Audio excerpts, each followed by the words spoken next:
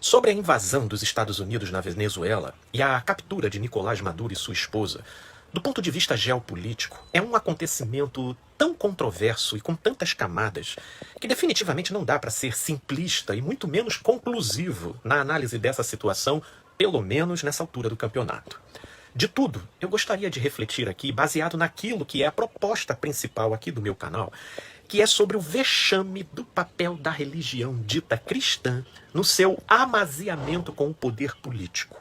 E sobre como é vergonhoso e até patético o papelão que pastores e supostos profetas realizam, abrindo as portas de suas igrejas, cedendo o altar que era destinado apenas para cultos e exibindo orações de prosperidade e profecias sobre paz e vitória dentro de contextos políticos essencialmente corrompidos e enviesados.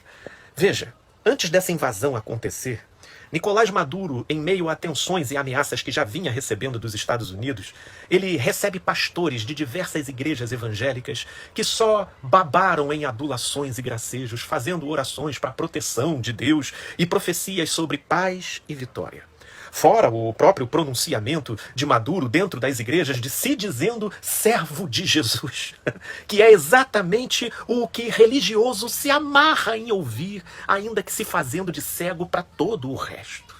Como presidente de la República Bolivariana de Venezuela, yo, Nicolás Maduro Moros, voluntariamente desde el Palacio de Miraflores, declaro que ratifico como Señor y dueño de Venezuela a nuestro Señor Jesucristo y le doy toda la honra y honor al Espíritu Santo y declaro que el único Dios real y verdadero es el Dios Todopoderoso.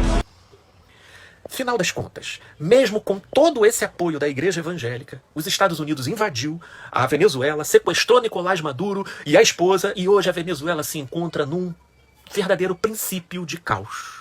Já aqui no Brasil, na cobiça por poder e o esforço pelo conluio do poder religioso com o poder político, não foram pastores e supostos profetas orando e profetizando a vitória do ex-presidente Bolsonaro, de que se tratava de uma guerra espiritual entre o bem e o mal, de que havia chegado a hora de ser levantado um presidente evangélico, de que só com ele no poder reinariam a verdadeira liberdade e justiça, e de que ele estava destinado a cumprir essa missão e de que as forças do mal jamais prevaleceriam.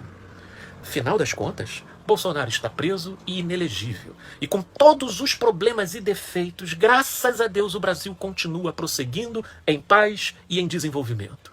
O Trump é outro, que também se afirma nas orações e pseudo-profecias de seu eleitorado evangélico. Por enquanto, ainda está no poder. Por enquanto, ainda fazendo demonstrações de força e de domínio. Mas se tem uma coisa que essencialmente define o cenário político, e não existe nada melhor para defini-lo do que com o termo por enquanto. Enquanto esses déspotas, negociadores de terras e de almas, megalomaníacos e políticos estiverem no poder, já desde o Antigo Testamento da Bíblia fica demonstrado como sempre existirão sacerdotes e profetas aduladores e legitimadores do poder vigente, por mais perversos e corrupto que esse poder seja. Veja como as palavras do profeta Jeremias se faz completamente atuais nesse mundo retrógrado que nós estamos vivendo. Lá em Jeremias, no capítulo 23, ele diz assim: o Senhor dos exércitos diz: não deis ouvidos às palavras dos profetas, que entre vós profetizam, fazem-vos desvanecer, falam da visão do próprio coração deles, não da boca do Senhor. Dizem continuamente aos que desprezam ao Senhor: o Senhor disse, vós tereis paz. E a qualquer que anda segundo a dureza do seu próprio coração, esses profetas dizem, não virá mal sobre vós. Veja como é altamente tendenciosa essa voz profética da religião junto com a política. Ou, lá em Jeremias, no capítulo 5, onde Jeremias adiciona um detalhe que faz toda a diferença. Coisa espantosa e horrenda se anda fazendo na terra. Os profetas profetizam falsamente e os sacerdotes dominam as mãos deles. E o meu povo assim o deseja. Mas aqui grita a grande pergunta de Jeremias nesse versículo final que eu mencionei. Ele diz, mas que fareis quando essas coisas chegarem ao fim?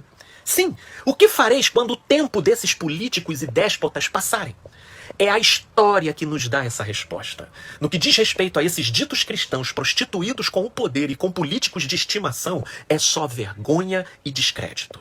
Portanto, ó cristãos, tenham opinião sim, analisem os fatos sempre, mas não invertam as importâncias. Não troquem o objetivo principal proposto pelo Evangelho de Jesus por militâncias ideológicas e políticas e o endeusamento de políticos. Tenha como termômetro a própria resposta de oração de vocês. Se tudo aquilo que vocês oram acontece justamente o contrário, isso espiritualmente é muito sintomático. E Tiago já dizia isso lá na epístola deles. Orais e não recebeis porque pedis mal, pedis segundo a perversão do vosso próprio coração. Resumindo, parem de passar vergonha e de fabricarem o próprio descrédito sobre vocês mesmos. Porque vivendo de orar e profetizar só paz e vitória para o político de estimação, mas na prática viver acontecendo exatamente o contrário do que vocês oram e profetizam, depois não adianta dizer que o descrédito e até a gozação das pessoas sobre isso, que isso seja perseguição religiosa, porque na verdade será apenas uma consequência natural. Tenhamos todos a mesma mente de Cristo, se é que você realmente seja cristão. E se tivermos que ser perseguidos nessa vida, que seja por aquilo que nós somos, e não por vivermos fabricando vergonhas e vexames na contradição dos nossos próprios atos desnecessariamente. É para pensar, gente boa, paz e luz, meus amigos e amigas.